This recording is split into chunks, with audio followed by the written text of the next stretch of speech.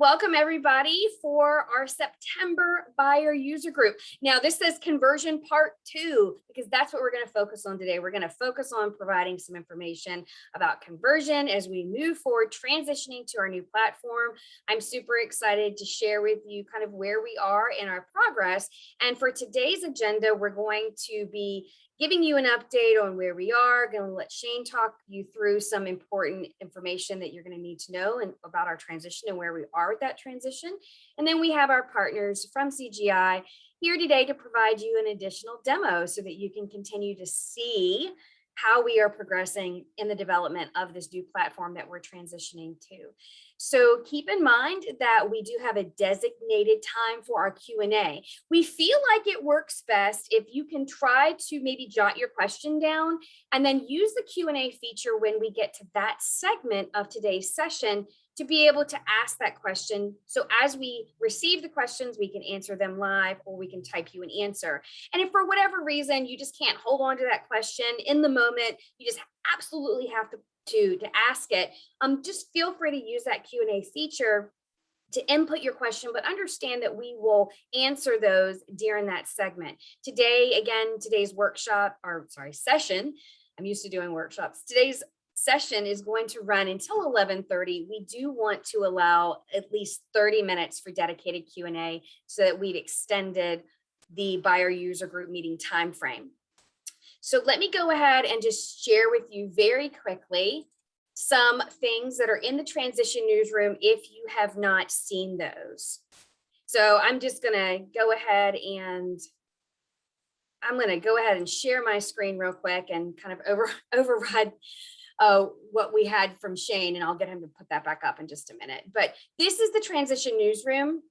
So with the transition newsroom, what you're able to see in the transition newsroom is, of course, the times for our different segments of where we are and our progress. So you can see we've updated that. Testing is beginning. We have training that is just full steam ahead, and we are 56% to our go live. So we're excited about the progress we're making.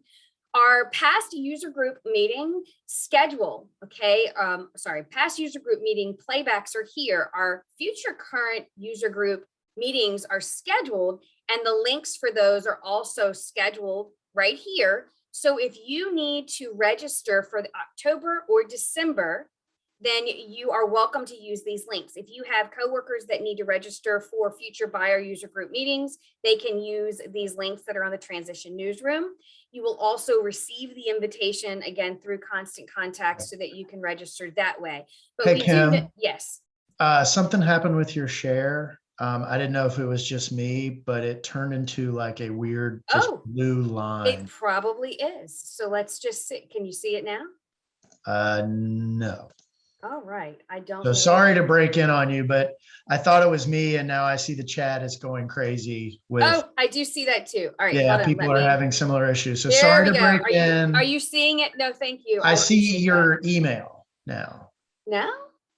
Yes, I see your email. That's crazy too. So we're going to technical issue. So hold on. Here we go. Let's try this again. Are you seeing it now? Yes. Yay. Okay. I'm so sorry about that. Technical issues. So transition newsroom. We can cut that out when we post this. We will. Right? Yeah. We'll cut that piece out. I feel like it's a valid blooper. So we're just gonna leave it in. I'm all right with that. So transition newsroom, percentages of go live, as I've just said. Sorry about that, y'all. Future buyer user group meeting links. Okay. You can sign up for those for October and December. The reason there's no November listed is because we're going to do that through the summit. Yay. And then we have our playbacks for our past buyer user group meetings. Important section, conversion information. The roadmap, conversion FAQs from the last buyer user group meeting. And then if we are getting special questions asked of us, we're cross-referencing our FAQ documents. And if we already have a similar question and answer posted, then we're trying to consolidate so that we're not duplicating and making these documents like super extra long. So you might peruse these documents and see if we have Q&A related to something specific. And then important dates you need to know. If you haven't seen this document, I'm just going to go ahead and click on that.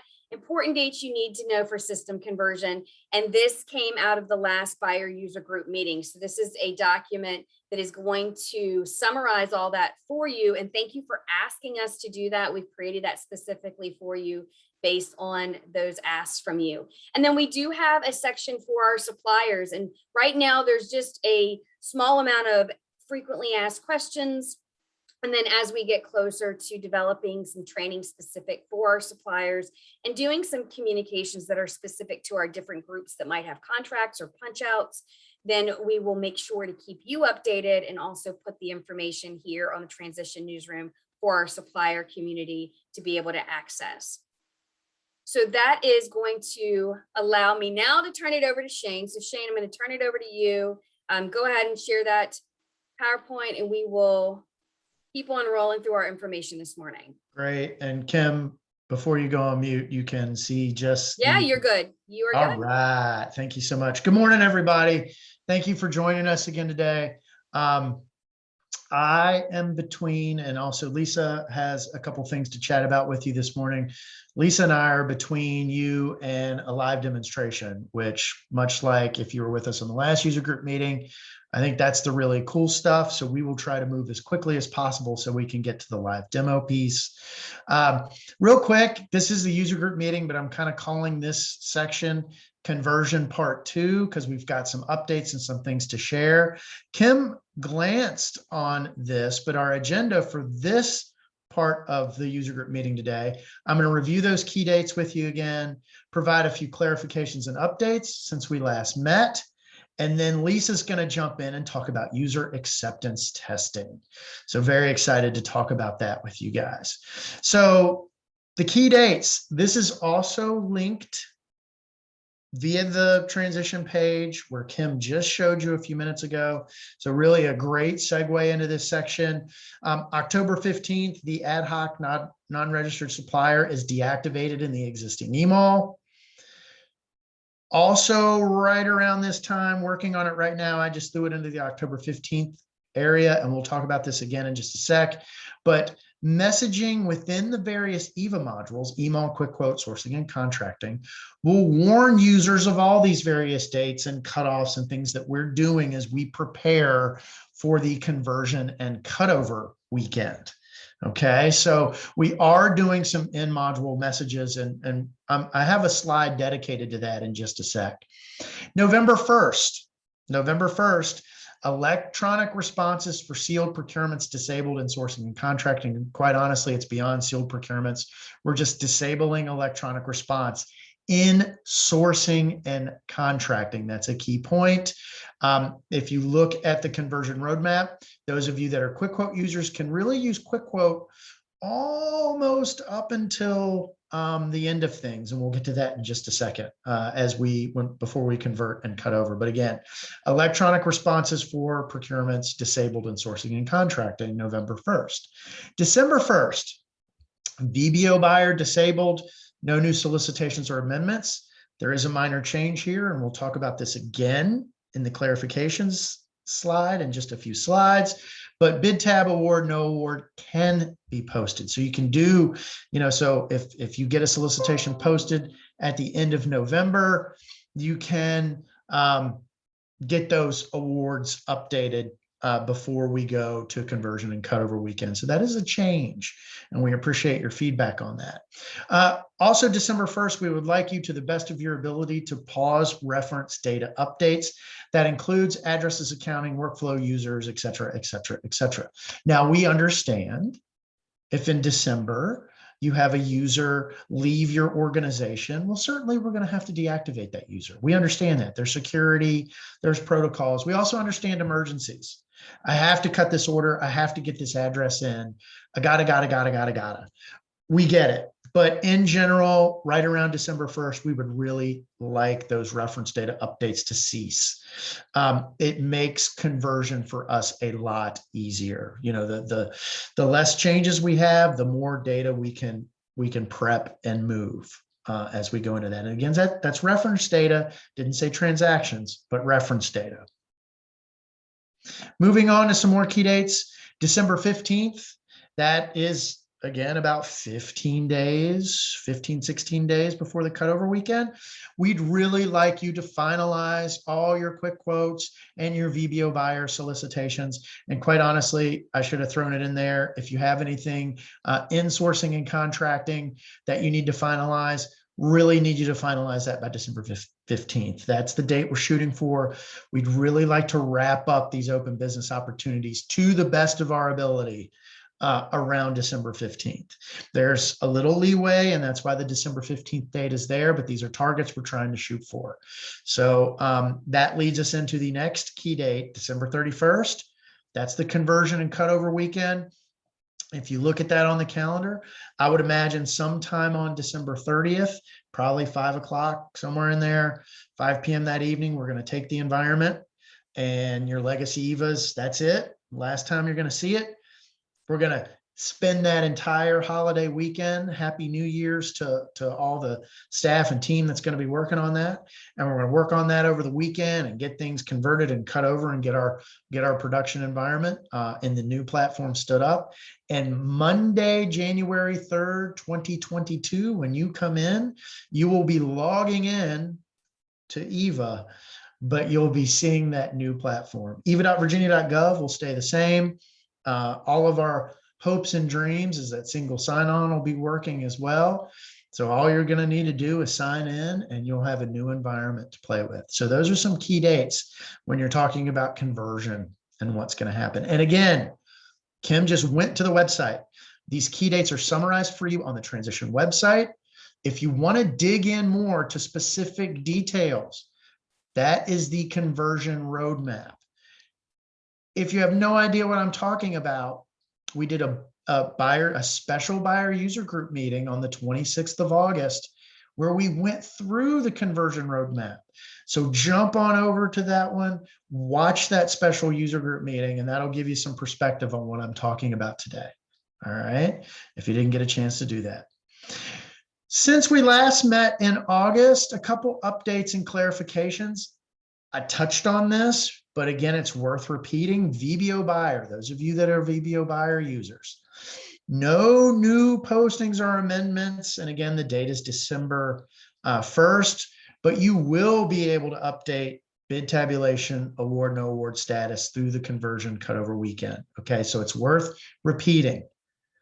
No new postings or amendments December 1st, but you will be able to update, get those award statuses update through the conversion cutover weekend.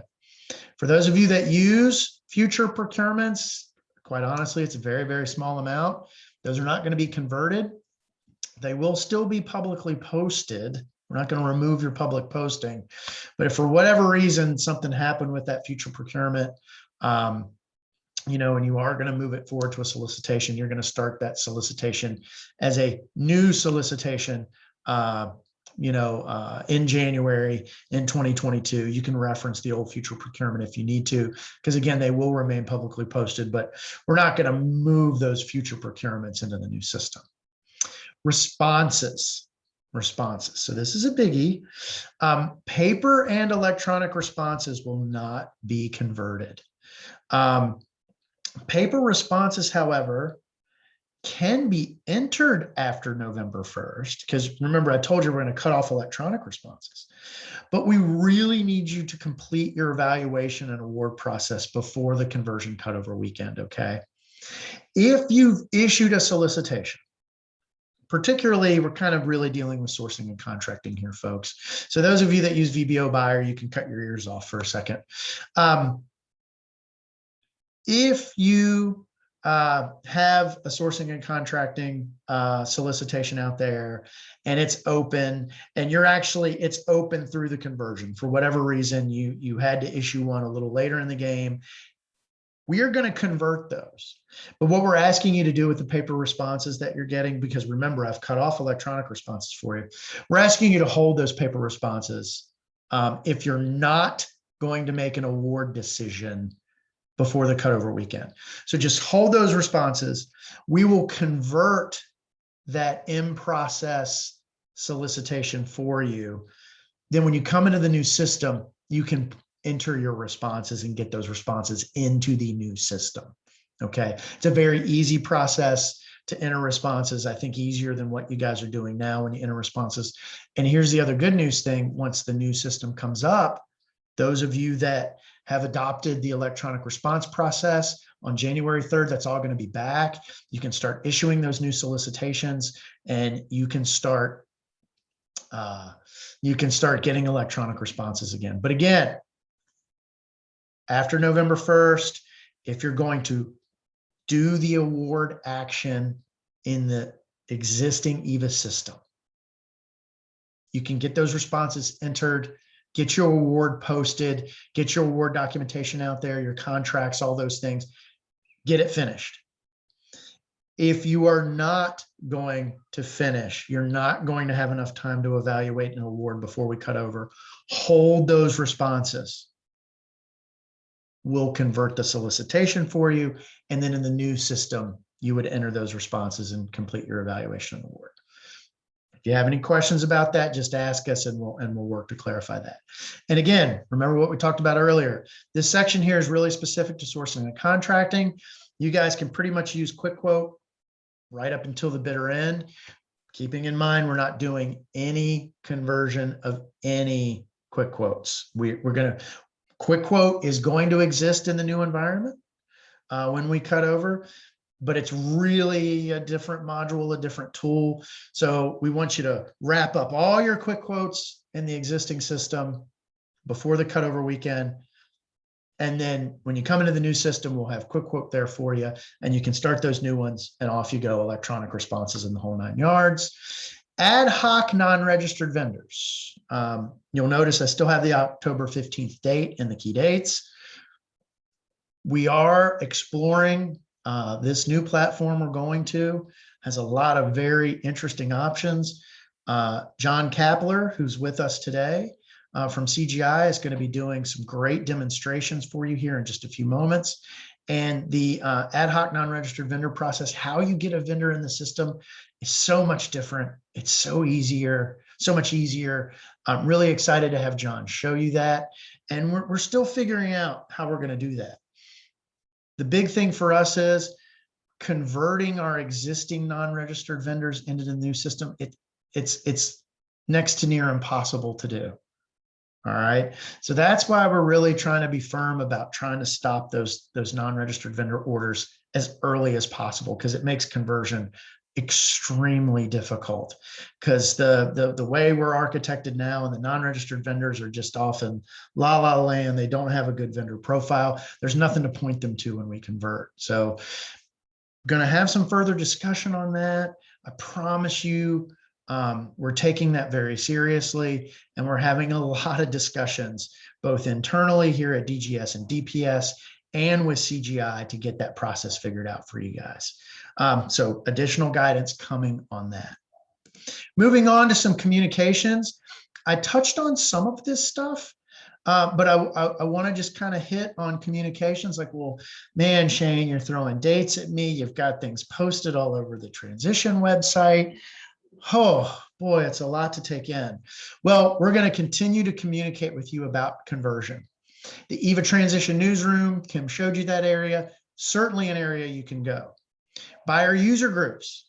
Conversion is just as important in my mind as training.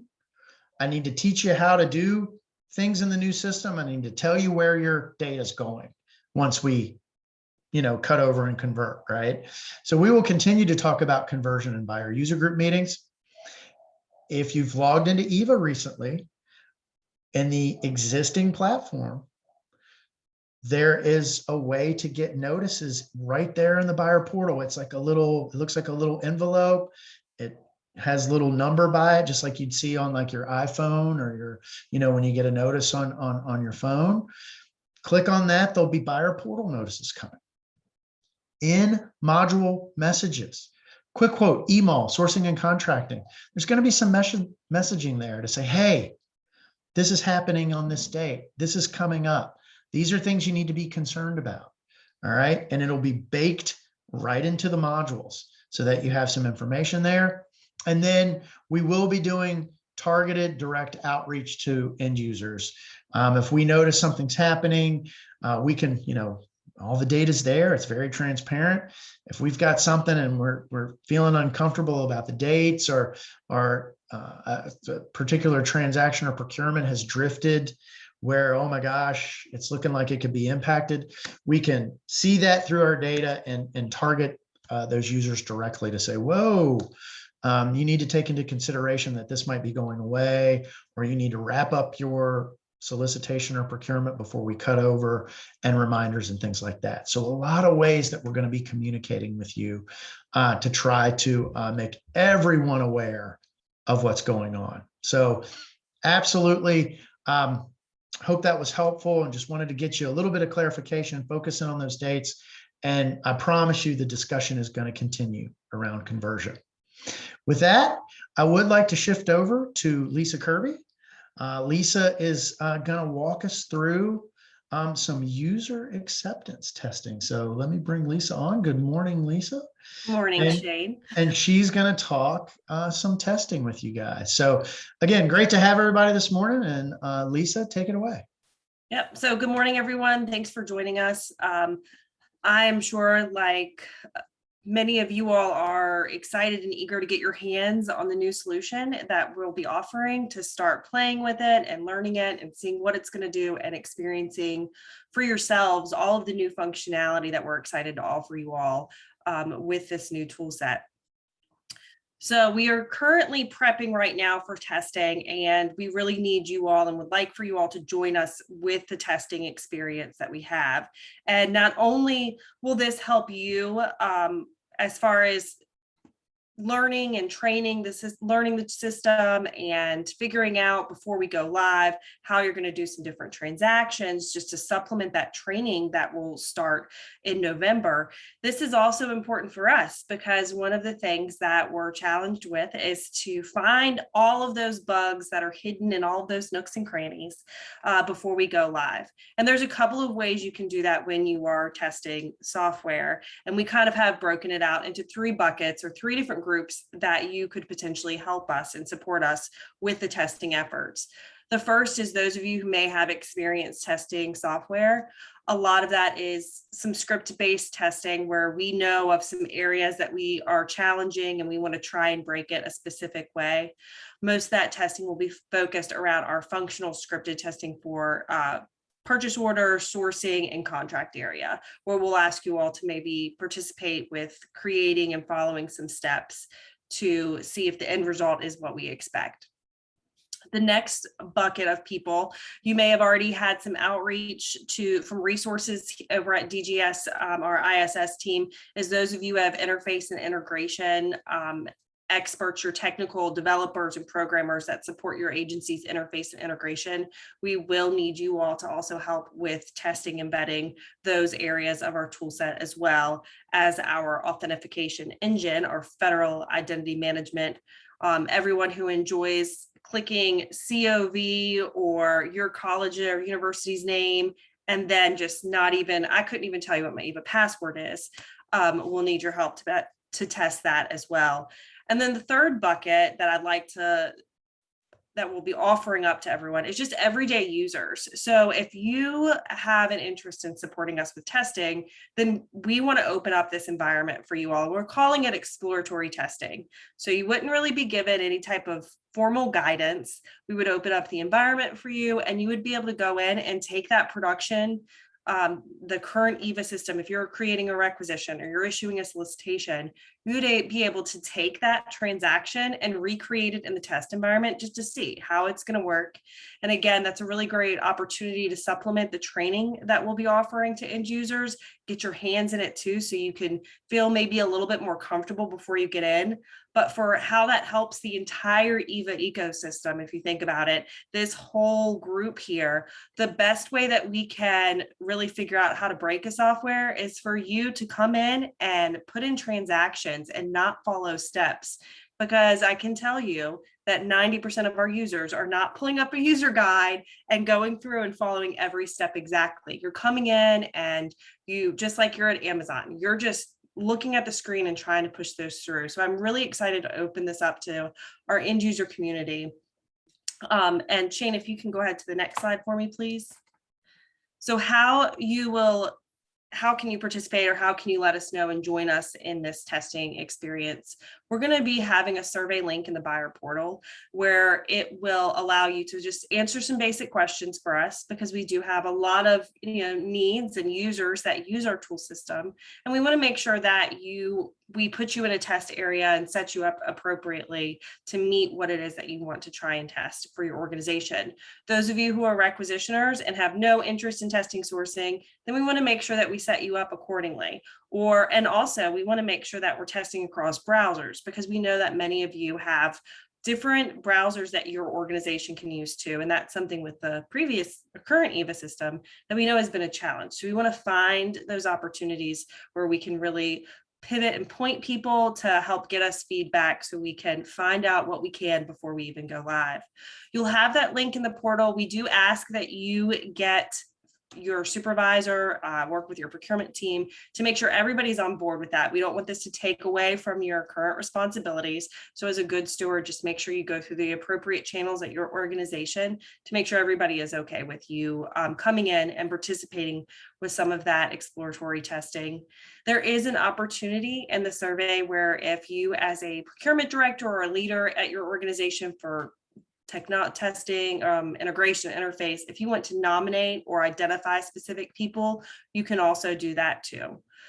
After we get that survey information, we'll schedule a kickoff meeting. It'll be about a week out is what we're hoping, to let you know what's going on, what you can expect in the environment, because there might be some bugs that we're aware of that we can kind of tell you about, so that way we don't have all 243 current participants reporting that when I click this, it should say save instead of submit or something silly like that.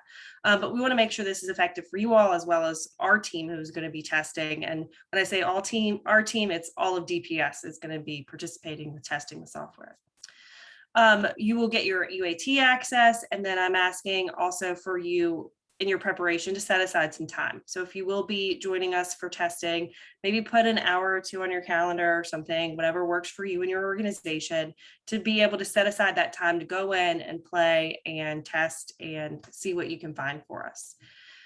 With testing, it's important to make sure that you do, we want to be able to help you if you do find something. And the best thing that you can do is to record your steps, whether it's just writing down notes about this is what I put in, or this is where I went, this is what I clicked, but just to kind of keep some basic notes, because we will be asking you if you do report an issue on what you did to create that. So just letting you all know up front a little bit more about how that's going to work. Your goal again is going to be to test it, make sure it works for your organization, but also to try and break it. So I personally think that's really fun. If I, could take a hammer to anything, that's basically what we're doing, is asking you to take a virtual hammer. And if it's asking for a currency and you're putting in text, like just trying to see what you can do. One of the things that we see that people love to do right now that is put in emojis. Please don't do emojis in your procurement transactions, but people put emojis into their comments or into their line descriptions, and that we don't know what to do with them when they come in, and it causes issues. So try and break it. And again, testing across browsers as well as different devices, because our tool set is going to accommodate those different screen sizes as well. And finally, if you do run into something, and we'll go into all of this during our kickoff too into more details, but it's reporting that issue. And depending on who, we'll have different resources and team members that will support you with this. Right now it's looking like we're going to have a form where you would go in, you would enter that information, and that would initiate conversation between an eVA resource and you to figure out, okay, what did you do? Can we recreate it? Is this a bug? Is it training that we need to elaborate on, or what's going on? And again, at the end of the day with testing, the most important thing that we can ask for you all is if you see something, say something, because the last thing we want to do is go live with something that we're just not aware of, that you just like, well, I thought that looked a little funny, but I'm going to ignore it for now. All of this being said, we are expecting testing to be able to open it up to all of you in November. If we can get there sooner, we will. It's going to be a matter of, we want to make sure that our DPS team has had an opportunity to go in as best they can and find anything before we open it up to everyone. So you have that first entry a positive experience into the tool set. So again, that survey link, be looking for that. I think Kim and I chatted about doing that at the end of this week to put that into your buyer portal. So that way you would be able to answer a few questions, and that is necessary for us. That way we can go ahead and get you set up to be able to get access into the new platform for testing and for us for communication purposes as well. Oh, Kim said next week, we're going to put that in the portal. So be watchful of that. And when we say the portal, again, that's where Shane mentioned the conversion dates. When you log into eVA, at the very top, you'll have an envelope. It'll have your application notice with like a little red dot and a number in it. And you'll be able to click that notification and take you directly to that survey link to complete it and sign up and join us with our testing. So really excited for that. But I also know that what you're here for probably today is the demo. And that is CGI is going to be doing that. So I am going to zip it and turn it over to our CGI resources. Hey, that's me. How's it going, everybody? Let me go ahead and share before you fully unmute. Just make sure.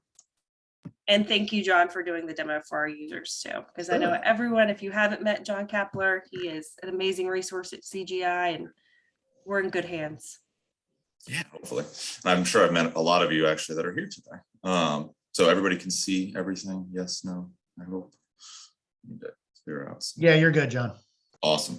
All right. So today what we're going to be talking about is kind of just getting into the system as a buyer and really navigating around and seeing kind of some of the tips and tricks we've learned along the way to really make your buying and user experience easier and better, honestly. So I'm going to start off, and you can see I'm logged in as an administrator into my little acceptance environment that we have. I will forewarn everyone, this is an area that developers and functional people play in. So there may be some good data, there may be some bad data. There may even be some emojis like Lisa was talking about. But I'll kind of focus on the different areas and we'll take it from there. So each individual user who logs in will be assigned a home page to start.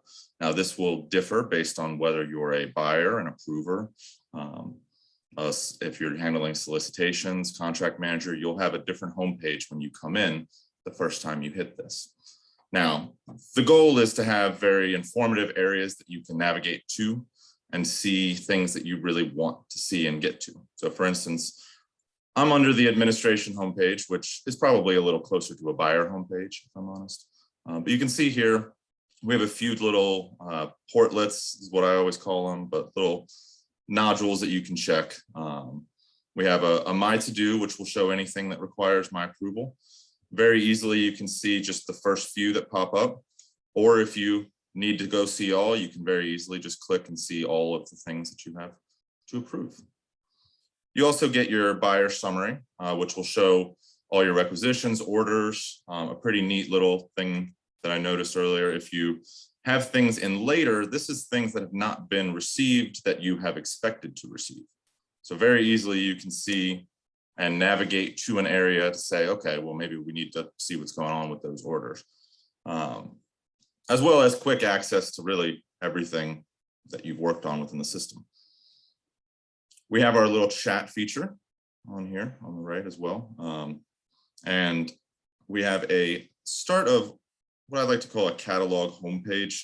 This shows what we have in the catalog currently, which, as you can see, there's a few hundred things. Once we go to production, this will be much bigger. But you can see we get a nice little widget that we can poke around and see maybe some preferred items, which these tags will end up using probably more for SWAM notifications. So you can easily see if there is a SWAM vendor just by looking at the item itself, as well as access to punch outs, which makes it really easy. Now, within this page, you can see I have this little option up top with all these squares. Very easily, if I want to move things around, all I have to do is come in and edit it. If I want to make this a little smaller so it doesn't take as much space, I can do that and save it. And now your dashboard has been updated to fit your needs. There are a lot of global widgets that you can use to add to kind of help make things better. I know within the next few months, we'll be going through and really seeing each individual homepage and making sure it works best for everyone. Now, next up, I want to talk about favorites, because favorites is an awesome tool. I think Mark mentioned it in his demo last month. This is something I've poked around with a lot and really have found make things a lot easier. But very easily, you can go in and mark any individual page as a favorite. So for instance, I'm going to head to a requisition for monthly office supplies. Now, here's my requisition. You can see I have a few items. A lot of these fields should look fairly familiar: PO category, procurement transaction type, ship to, bill to, any comments, as well as our line items. You can see on the left-hand side, we start with our approval requisition. We have our approval flow, our orders that have been created, as well as access to any of those. We have not actually received any of these items yet, but any receipts would show up in here.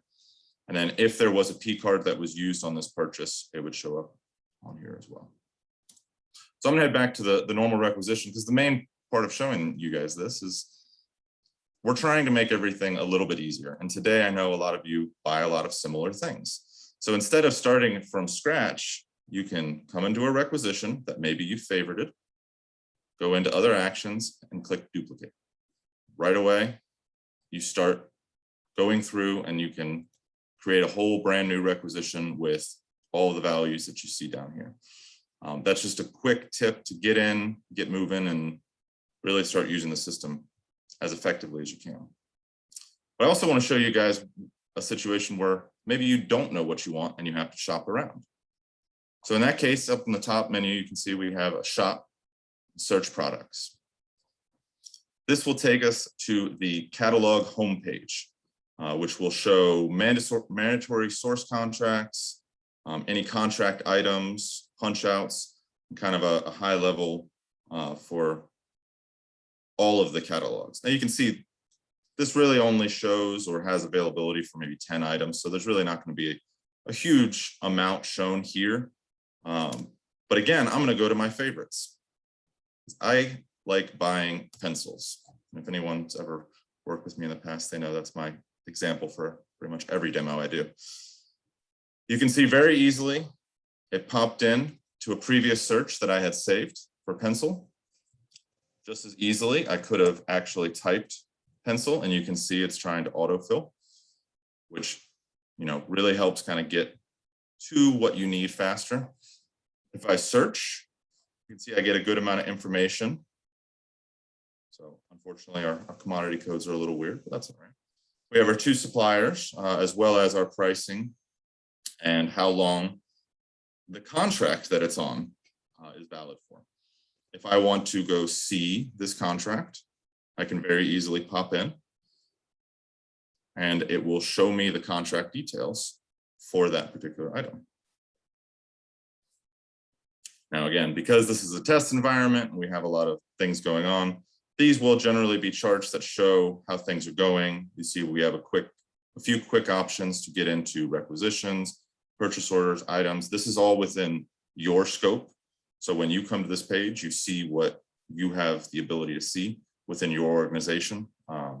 Now, people that are higher up that have many organizations that they follow, they'll see their information in the same area. So it's a pretty powerful tool to be able to look around and really get to use the system. Next, I want to show you guys the compare option. So we can very easily pop in. I use the same image, but you can see these look exactly the same. What is the differences? All right, well, price right here, it shows in green because it's a lower price. We also see that the lead time here is 5 days versus 3. Now I can very easily add to cart from here, which I will go ahead and do. And on the right-hand side, you see it's created a brand new requisition with my one item. It's pretty cool, right? You can hop in. Now, let's say I just found the perfect item that I need for another order. Instead of having to navigate to your requisitions or move around, I can use this drop down and go to a previous requisition and it will show me my cart for that other requisition that's in composing status. And I can easily add that item here as well. So you can see we get a lot of new options and really a lot of fun features to be able to move around quickly, to be able to access and really hopefully get work done faster and more efficiently.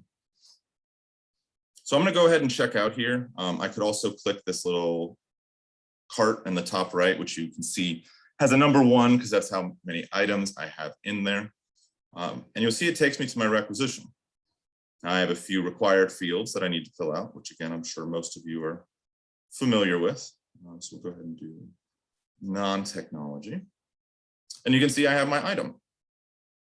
Now within the item details, I can pop in and you'll get all the information that's associated with that catalog. So you'll be able to see the price, picture, description, who your supplier is, shipped to, as well as a link to the contract again. So this will take you to the same thing we saw before, where you can hop in and see your contract, see your spend, requisitions created against it, as well as any details here as well.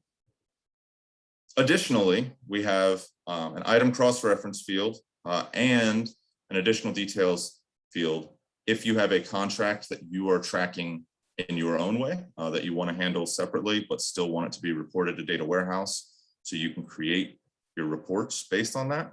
We can use these fields as well. I know that was a concern that came up in a couple different meetings that we've had, but we do give some options to be able to poke around. Additionally, we get to allocations. Allocations is basically the accounting structure. Now you can see here, this is a pretty simple one. We have our fiscal year fund activity. And if I click the drop down, you will see the funds that are available to your entity, not other people's, not anybody else. And the goal is to get absolutely everything in, and you come in, if you're used to seeing fund, then you see fund. If you're used to seeing activity, then you see activity, and the data within here should look exactly the same. There is some nice defaulting options that we have as well. And I'm just going to touch on that briefly. We are still developing everything for it, but I wanted to show if you check this box and set allocation, I can choose a template. So I created one earlier called general. You'll see, unfortunately at this point, every particular option, but once everything's done, you'll see just your options for your individual agency. But you can see it's now defaulted Fund 1, Activity 1. So I apply. Now, again, as you noticed, I click this checkbox. Let's say you have 10 lines. Instead of having to go in and update every line one at a time with all of your allocation, you can apply this template to it, and you can see we update that information here. So those templates at this point are user by user. You can set up as many as you want. It's actually handled within procurement and allocation templates. And you can set up as many as you want for what you need. If you're only ever using one allocation template, that's fine. And that's what you'll use and it'll be good. If you need to update an old one, you can go right in and do the same thing. Eventually, the goal is to allow kind of agency level administrators to come in and create them for you. So for maybe those users that really have no idea what allocations to use, they'll have options to be able to apply those. And we're working on that as well from a development standpoint. So as you can see, it's pretty cool what we're able to do within here, and we get a lot of nice options. But I'm going to talk a little bit about non-catalog. Let me check my notes, make sure I didn't miss anything. So let's talk about non-catalog items. Now, in this example, I know that we need some pens. I want to buy 10 pens, and I'm just going to pick a random commodity code for now.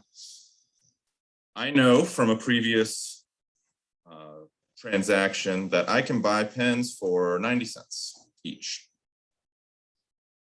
And I can come in and I can search for my supplier. So if you type ahead, it will fill in anything that it can, but you can always pop into this see all option, go see all of your suppliers. So in this case, I'm going to look for Amazon because that's always my go-to for testing. I just make a bunch of Amazons. You can see here I have my Amazon supplier. If I want to take a look at them, I can easily pop in to this link and see information such as their addresses, any of their EIN information, company information, that sort of thing, anything that's public. But in this case, I actually, excuse me, I didn't mean to close that one. In this case, the Amazon that I'm ordering from is not here. This is not the Amazon that I wanted. So I can easily click this create supplier option, choose the 10 type. Within this dropdown, you can see we have US-based EIN, SSN, foreign-based, which I know has been a pain in previous years to be able to add. Easily, we can just put them in, add an EIN, and there are edits to make sure that they are the correct length and everything of that nature, as well as their name. So in this case, we're going to say Amazon headquarters 2, for anybody up in the DC area. And we'll do Amazon DC. And you can see we actually have an autofill for that. You can just as easily fill in that information, and it will try to help you along the way, just like Google Maps does. It's a plugin that helps get good information across. And that's it. That's all we have to do. You can see there are a lot of other fields. If you happen to know this information, that's great, but we don't need to have it. So in this case, I'm going to go ahead and save. And really what's happening here is a supplier has now been created and has started the approval process within eVA. You can see here, they even have a supplier ID, as well as any additional information that needs to be added. So now if I head back to my search and I go to see all, uncheck this.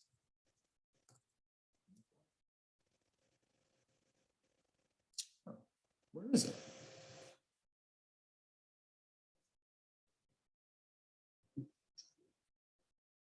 There we go. Amazon headquarters 2. So this is the one that I just created, and now I'm applying it to my requisition. So in a matter of 3 minutes, I created that supplier. You'll see you get a nice little link here, but we're missing a contact.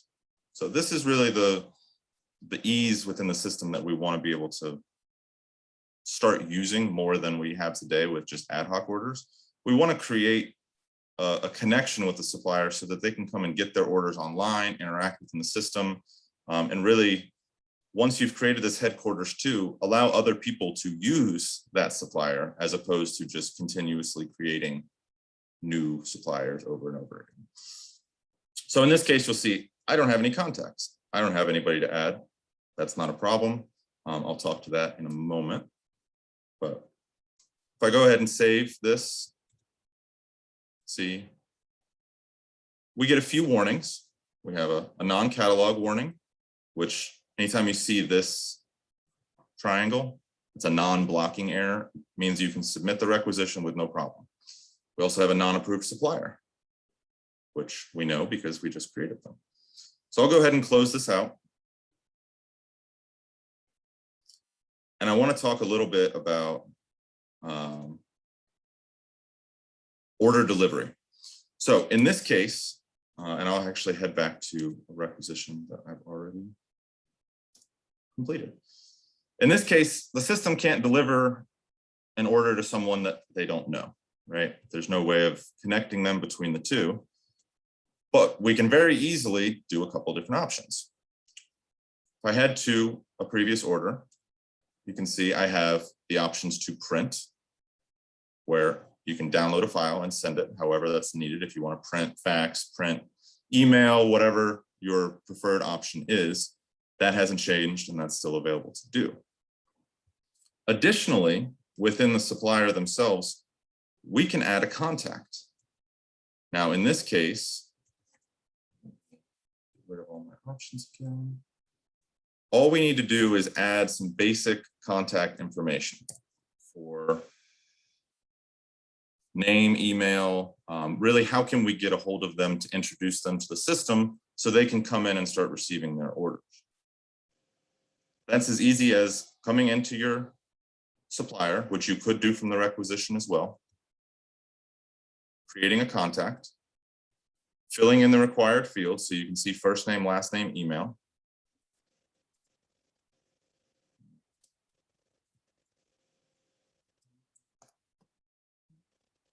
If you have additional information, that's great, but we don't need it. And you go ahead and send them an email.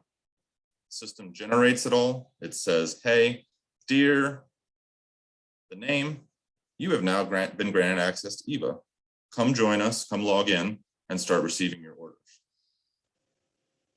Now, I can send that notification and I'm done. And now people can start or suppliers can log in and receive their orders through the system.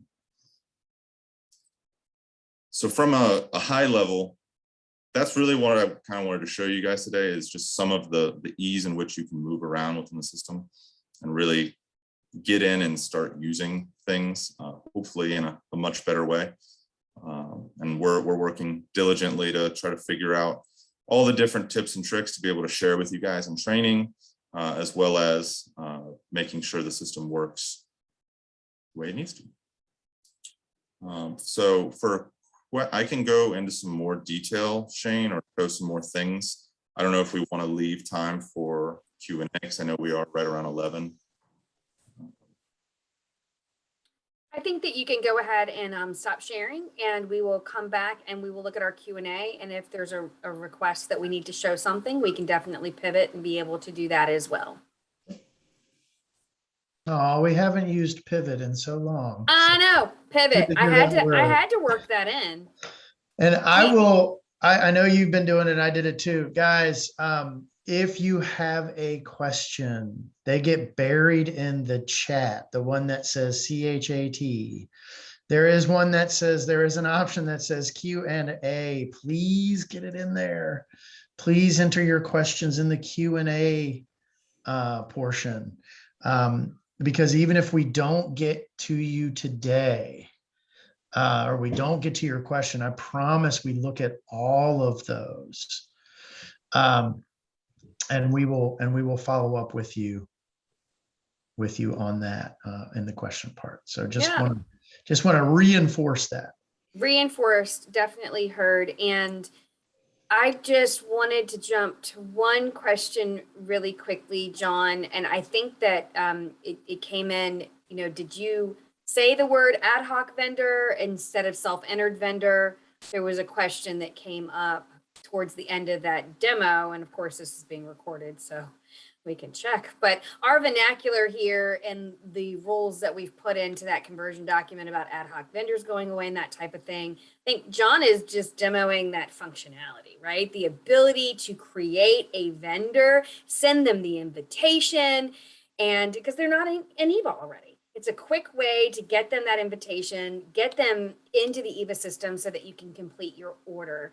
Yeah, and Kim, let me jump in. I'll give you and I don't want to overcomplicate this, but I'll give you the quick and dirty on this, right?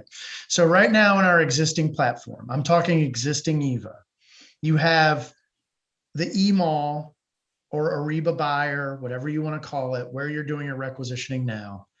And then there is an area in eVA where our vendors register. They are, even though they're synced up and we're integrated and so on and so forth, there is a little separation there. You have the ability in the eMall right now, to enter a non-registered vendor. That data never gets in our existing environment. That data never gets into our vendor area. It just doesn't match up. It's just not good, right, in our current platform. So when I earlier talked about in our existing platform, those non-registered vendors, those ad hoc vendors, and deactivating that. That's what I'm talking about. We have if you've ever gone and searched for a vendor in the email, sometimes you'll get 400 combinations of the vendor because somebody somewhere is just adding it and adding it and adding it and adding it and adding it. And it's non-registered and it's never synced up. And oh my gosh, the poor guys at CGI, Lakia White on our vendor team, it just, they want to pull their hair out when they see that stuff. And our folks that do reporting for us, Joel, it just becomes messy. We are moving to a platform, as John showed you, where there's truly not a concept within this environment that we're going to, where we're not conscious of a vendor coming into the system. So blame it on poor architecture or how we were set up before. That issue is really going away, right? So what John showed you today is to get a vendor. I can't, John said, oh, I can't find a vendor. I can't find a vendor. There is a create supplier option. And you saw that John searched, I can't find it. You hit create supplier. And then you can key in certain supplier information and it is connected. There's not anything in this system we're moving to that it doesn't speak to another part of the system. It is a very, very tightly integrated system. What I mentioned earlier and what we have to continue to work out is this new platform that we're moving to gives us an amazing amount of options for how we handle vendor registration and how we, from a system perspective, allow you as end users to get vendors into the system, what the approval process is going to look like, how we have vendors take ownership of their accounts, how we deal with vendors that refuse to take ownership of their accounts. And in a case of a vendor that refuses to take ownership of an account, what that means to our business processes. And those are still things that we're working out.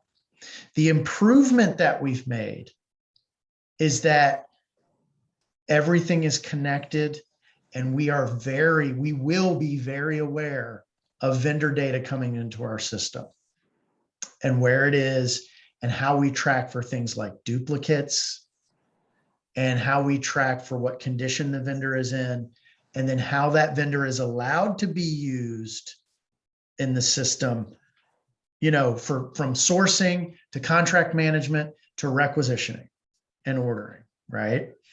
Those are some things that we are still working very hard, both internally and with CGI, to figure out. But the options are fantastic. And our ability to make some decisions there, we've just got to work with CGI to figure that out. The one thing I know we have to do, and what's caused some heartburn, is from a conversion perspective in our existing environment. And I know, I'm sorry I'm repeating myself. It is incredibly difficult for our non-registered vendors that are on a PO to figure out how to move them into the new environment because it's not connected to our vendor data. And it's very difficult to figure out how to do that and to point those vendors to have them be on an order in our new environment. And so that's why we're saying we've got to do something to stop that process in our existing environment so that we can convert and get you guys on your feet in the new environment. So as John showed you, some of you were lucky enough there to see a sourcing demonstration. And there's the process is pretty much the same in sourcing. If I don't have a vendor, I can add them very quickly. What John showed you carries over to all of the different modules. Now, what we've got to decide again on our end, what does that mean? If a vendor's not fully approved, if they haven't taken ownership of the account, if I'm missing certain pieces of critical data, what does that mean? And we can put edits on things, we can do restrictions, and certainly there's going to be billing ramifications that still need to be determined, because what do we want? What's the easiest path? Vendor comes in, I have all the 10 information, contact information. They take ownership of the account. They accept our our MOU, and they're a self-registered vendor in the system, and the vendor participates and they take ownership. That's obviously what we want everybody to do. We know that's not realistic. We realize there are some vendors that will not be compelled to take ownership of their account. And how are we going to handle that? Those are some things we're still figuring out. Not because, we could just go with the same policy, but there are a few more options in Evalua and in this new eVA platform we're moving to. And we just need to continue to work on that. And quite honestly, CGI is kind of going, you tell us. We got a lot of options here, guys. So we got to figure that out, and we got to work with CGI to get that put in place. So I'm sorry that discussion is so long, but I know it's such a delicate subject, let's say, on that end. There's also something, I've seen some questions. So I'm gonna tick. I hope I've answered a few by going through that monologue with you guys. I saw a question that said, whoa, that's a neat feature, but can you control it? Does everybody get this? I think the answer to that, I'll look for John to shake his head. The answer to that is yes, we could restrict it. Right now in our environment, the way it's wide open. We can go to town. I don't know if is that by user or by entity? It's by profile. So profile. Yeah, what's assigned to you. So currently we have only administrative people can do it, but we can easily give it to buyers or to certain groups. Individual. Okay, great. So we have some options from a security perspective and who has. So I saw that was one of our questions. Okay, because you immediately go, oh, can this be controlled? That could get a little wild. We understand. We understand that. But some organizations may say, I'm comfortable. I need more people to have access. I think those are things we could work out. And John didn't spit his coffee out. So yeah, so that, those are things we can do. But sorry to drag that one out, but I know it was just a really touchy area. Our existing environment, it's just not configured great for us to convert into this new environment. And that's one of the reasons. But I think going forward, man, what did John say? 3 minutes? Boom, boom, boom. You hit a couple things, you got a supplier in. It's just how we're going to treat that on our end, and what sort of restrictions are we going to need to put in to guarantee. Remember, we're in government purchasing. I don't care who you are, university, state agency, local government. We have a certain responsibility to make sure the individuals and companies we're doing business with are valid, right? We need to be professionals and do a little legwork there. Again, that's my feeling. And I think we have that responsibility. But where do we draw that line? Where do we draw that line, and how we're going to handle that? So those are things we're figuring out. So I appreciate your patience with that.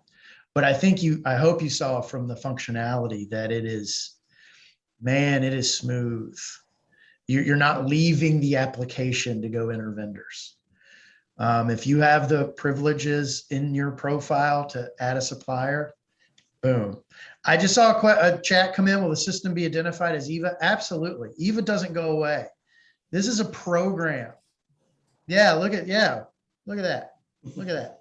This is a program. eVA is a program. Now we use certain sets of software to run this program, but the 6 individuals you see on this meeting, we are eVA, right? I'll go a step further. You are eVA. Every single one of our users across our different entities and organization.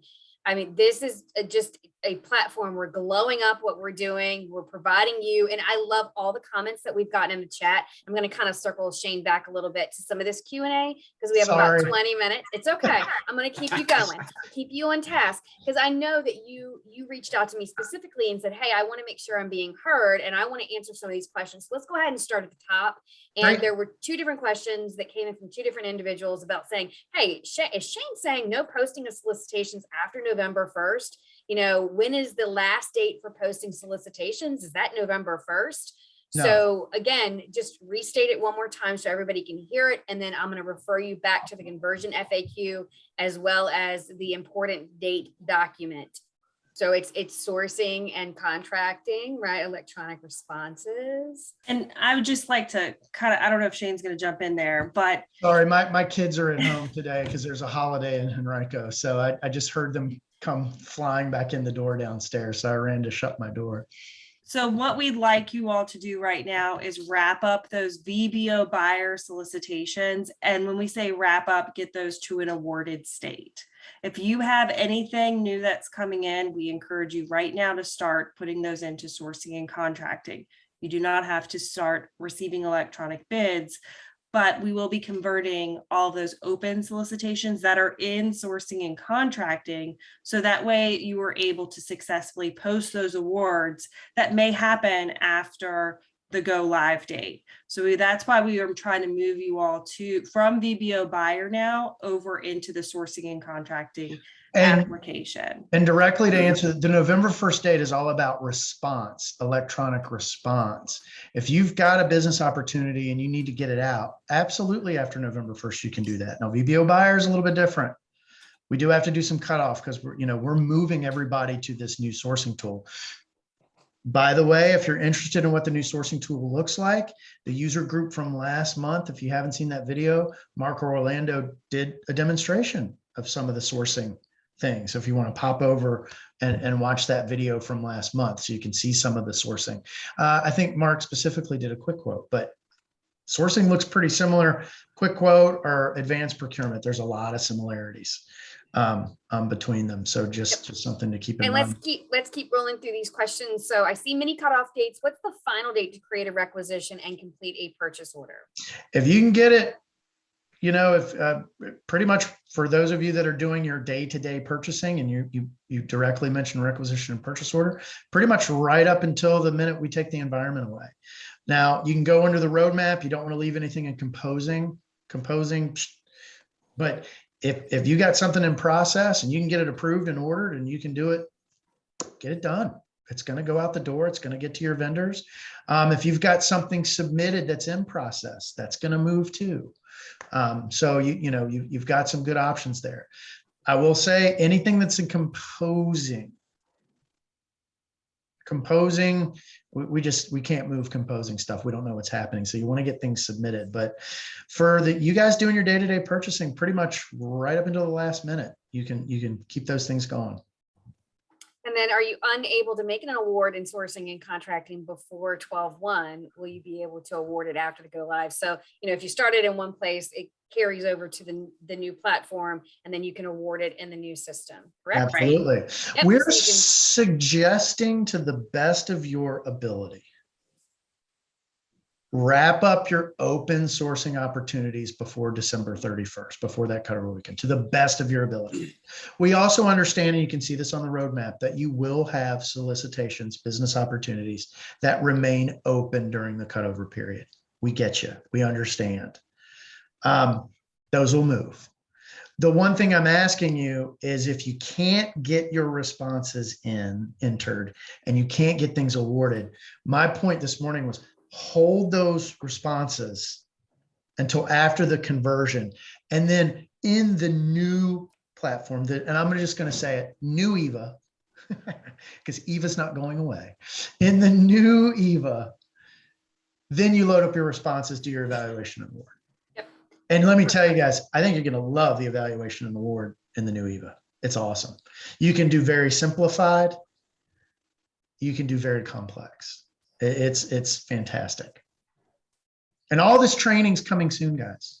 But just to, again, open solicitations are fine. They're going to be converted. It's, again, those that we want you to, if you can, award your procurements. For those that are closed and you're evaluating, we want you to go ahead and focus on getting those awards posted and wrapped up as best you can. Yep. For any of those that are. Yep. I think we have said it, you know, how many times do you have to say it to hear it over and over and over? So we're just saying it over and over and over, and Okay, making and sure if that you we have a put it in specific writing. question, I think about a procurement and you want to ask, you can reach out to your account executive and Yep. they will walk you through the dates that you have and the conversion and help you with that. And if they need support, they'll reach out to us as well. So if you have a Absolutely. concern, just reach out and we'll work with you one-on-one. And that goes for training as well. So if you have training questions, because I know I've fielded a few, if you don't know how you were trained by your organization, talk to your supervisor. And they should be able to let you know, hey, we've got one trainer for our organization for all of our end users. They're going to get trained and then they're going to train you. Or you're going to be going through the eVA training that our general users are going to be able to have access to. And that training will continue post go live. These training modules and hands-on learning and fact sheets and all the different mechanisms that are going to be created to support you in your roles will continue post go live, because we're going to have new users. We're going to need people to go through continual education. We're going to need you to be refreshed. So that will continue. So I just wanted to make sure I stated that, because I've individually answered some of that in our chat.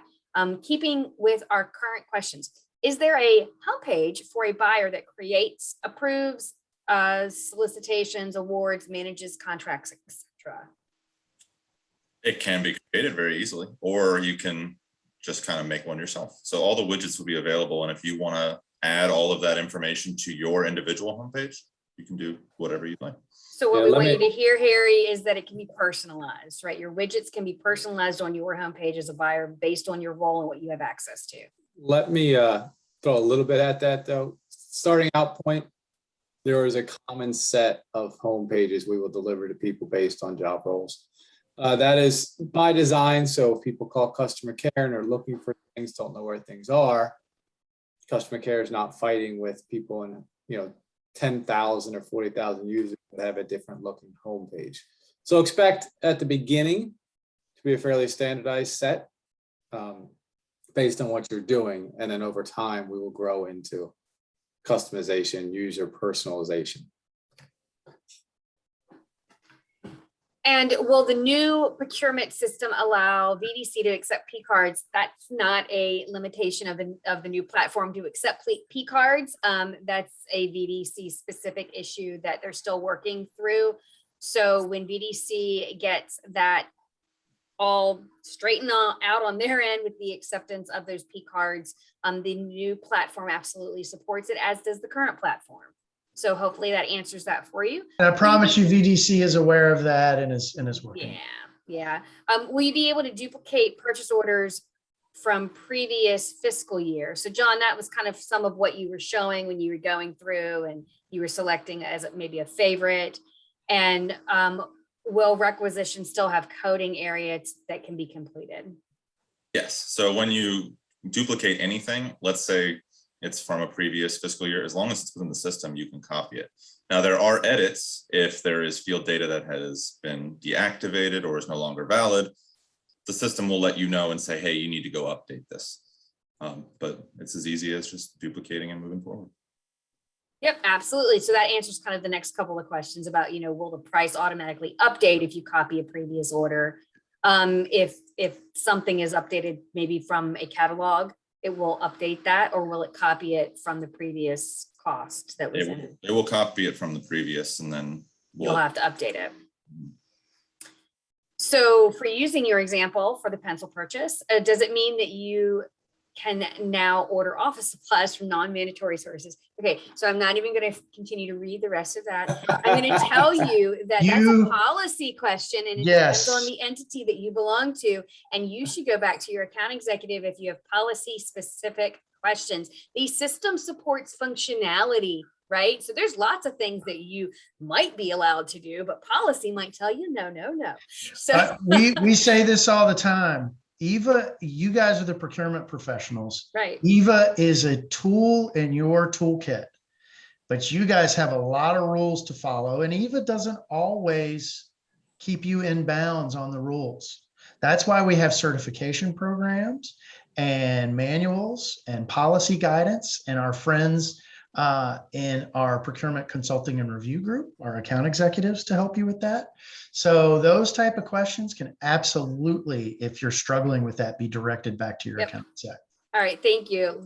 And Barbara's saying yes in all caps, exclamation point. Will we still have to search for and enter the NIGP code for each requisition? And if we do, could that code show on a report that's printed with the order? So if you get a printed order, will it have the commodity code on it? You're still selecting a commodity code associated with what you're purchasing. That coding system is not going away. We're still using that for our reporting. It's not currently on the copy of the order, but let me defer to whether or not we can do that. Yeah, let me start with that first. So the process of typing in your commodity codes and starting always at a non-catalog requisition is why you live that pain. If you are shopping off the catalog, which should be a good experience, and shopping off contracts and starting your buying experience that way, as John showed, the commodity codes are irrelevant, right? You don't have to key it in, it all comes forward with you. Yes, if you do a non-catalog and do what I consider just kind of an ad hoc order, yeah, you do have to tell it your goods and products you're using, and that information does flow throughout the system. The same way it does today. Correct. But hopefully you can change your buying experience and not have to worry about those codes and just buy off the catalog. And Mark, just to kind of add on to that too, that's kind of some of the concepts that you all talked about during the last user group too, where there's new functionality where if you're at an agency and you're creating a contract that has maybe 100 line items, for your specific agency, right? You would still be able to potentially leverage that information to create a catalog for your agency if necessary too. So all of these tool sets that you see, like the catalogs, will not just be for those statewide DPS contracts that are available any longer.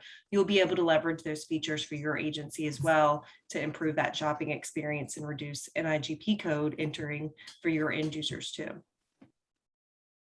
Lots of flexibility. So the question was asked while you were demoing, John, if you were going to show how to receive and create our reports, which was not covered today, but we could definitely take that as something that if you want to see for a future demo, please, share that, let us know, and we can make sure that we can incorporate that potentially into our next user group in October.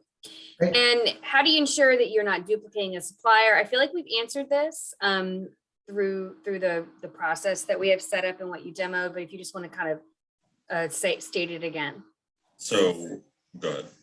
No, I would just say that there is obviously duplication checks in the approval process, and that is when you enter them. That is the beauty of moving towards a known supplier functionality as opposed to the current eVA with ad hoc. So current eVA, every time you want to add Amazon and ad hoc, you add Amazon and ad hoc, and we got 2,000 Amazon ad hoc suppliers in the solution. So the move towards this standard functionality is really what helps us avoid those ad hocs, as well as the tool, or not ad hocs, avoids ad hocs as well as duplicates, and the tool supports pretty good, very good analysis and very good searching to make sure you're not getting duplicates. Yep. So will the ability to enter a state entered supplier be a role option by user, or will all users that can enter? That's the profile question we answered earlier, yep. Tim, where it's by profile. We could absolutely do that. Yes. Just wanted to make sure we stated it again. And I think over the years too, many of our users, we don't see as many users creating ad hoc vendors anymore. There's not that many agencies that have that occurring. So you all have already adjusted your process to accommodate state entered vendors. Sorry, my dog's behind me. She wants to join the conversation. So moving on, in the vendor creation example, if the vendor has yet to be approved, will the order be generated or hold until the vendor has been approved? And what if the vendor isn't approved? So those are all the things we've got to figure out. I know the functionality is pretty slick. The short answer, and literally we just talked about it earlier this morning, is if you get a contact in there, the order can go out. You could also print the order depending on if there's not a contact. So there's some options. We still need to talk about it, and we need to get guidance together for everyone. Again, I will just repeat, the options are many and various on that. And we've just got to come together internally and work with CGI to figure that out. So So we are still more working out that to process. come on Yes. that one, yes, but it's not that there's any technical restrictions. I'll tell you that right now. There's some really slick options, but we've, again, what is our responsibility as stewards of the money that we're allocating and purchasing? And how much data should we required to collect on a vendor, regardless of how we're paying them? What's our responsibility? And those are all things we need to figure out. And then we know there's emergency situations, but what does that mean? And so those are all things we're going to figure out. But I'll tell you, technically, lots of options. All right. How is the initial configuration of setup for an agency handled? For example, roles for users, workflows, as well as accounting information. How much is required by hands-on administration? How much are going to be migrated or loaded from the current system and current accounting system interfaces? And are there extra expectations for initial ongoing administrator roles beyond what an agency currently does? So yeah, John, I think can piggyback that one. I'll start with the very high level, is the idea that our conversion process is moving the data that is needed to support organizations, right? The ins and outs of users and profiles and workflows and accounting, that's all part of the conversion process. John, I'm not aware of any other parts that really are going to require a lot of human intervention, but there might be some work analyzing certain roles, or No, I mean, we're pretty much just grabbing the roles that you have today and we're dumping them in and recreating your workflow, which is going to be, and that's something I'm currently testing to make sure everything's working as expected. I've worked with a lot of you on the call, actually, with your workflow. So we're going through it. But yeah, the goal is day one, you come in, and I think I forgot to mention this. The goal with P2P specifically is that hopefully not much changes. You come in, you see the same set of approvers you're used to seeing, you see the same fields, same allocations, all of that. So really it just looks like a new system, but it's all the same stuff. And if you do a change order, must you unreceive what was previously received? No, this isn't Ariba anymore, so we don't have to do So the answer is no to that. Will you have a training showing the reporting section? So there's going to be training on different aspects of the new platform. We are creating learning journeys for those that are not trained by their entity trainer and you are just a general eVA user. I'll say it again, we're creating a learning journey based on your role and kind of what we're going to bucket you into knowing that you currently do and what you need to learn. And if reporting is a piece of that, then absolutely there's going to be some training on reporting. And our reporting resource center is transferring over as it exists. Sarah Lewis, who is on our team here at DGS DPS and is taking a large role, and she has a counterpart at CGI who you guys might meet over the next coming weeks and months. She's not here to answer this question. She is on the meeting, but she is not on the panel here to answer this question. Let me jump in for you. Your initial training, and I want to stress this, and I'm talking everybody here, guys. Your initial training is core business functions, requisitioning, ordering, receiving, issuing business opportunities. That includes quick quotes, IFBs, RFPs, doing evaluation and award, right? So this is about and again, I've mentioned several times, John's mentioned it. If you've watched Mark before, he's mentioned it. There is a plethora of fabulous functionality, configurations, really neat stuff in this tool. But guys, we have got to get you on your feet and get the business of procurement running. You need to buy your services and products and post your business opportunities. So this first run at training is going to be super focused on that. Somebody mentioned custom dashboards. Yes, great, wonderful. But on day one, no, I need you in the system and getting a requisition out the door. And my approvers, there's a little thing, it's going to tell you what you need to approve. It's attached to your profile, I think. We're going to worry about that on day one, right? But we're not going away. But Mark and Mats and John aren't going away. Lisa's not going away. This is a long-term contract. We're going to grow, we're going to learn, we're going to add in. But this is a major conversion and a major cutover. So I need core requisitioning, ordering, receiving, sourcing, evaluation, vendor response, right? And allowing you to award and those core things so you can do your business and meet your end user needs. And then once we get that down, we'll grow and we'll expand and we'll have some great times. So that's what training is going to be there to kind of start out. All right. So we have about 19 questions, and some of them are duplicates of some of the things that we've already addressed. What we're going to do is we're going to compare what we have in our frequently asked question document against the questions we've been asked today. We'll add any new Q&A to our either conversion specific FAQ or just our general FAQ based on the topic. It can be added to maybe sourcing or the P2P, which is the email. And we will add those frequently asked questions or update that frequently asked questions document. And go ahead. And Kim, I'll go one step further. If we didn't get to your question today, as Kim mentions, we pull the questions, we put them in the FAQ. The lovely and talented Benita Jones, if she knows who you are, will follow up with you directly as well. Okay, so you will get a direct follow-up, and all of these great questions will be folded into the FAQ or broken into conversion. You know, they'll end up where they need to go. But guys, we take all of your questions very seriously. Yep. We do. And if you ever have felt like we didn't answer a question or you need more clarification, please follow up with us.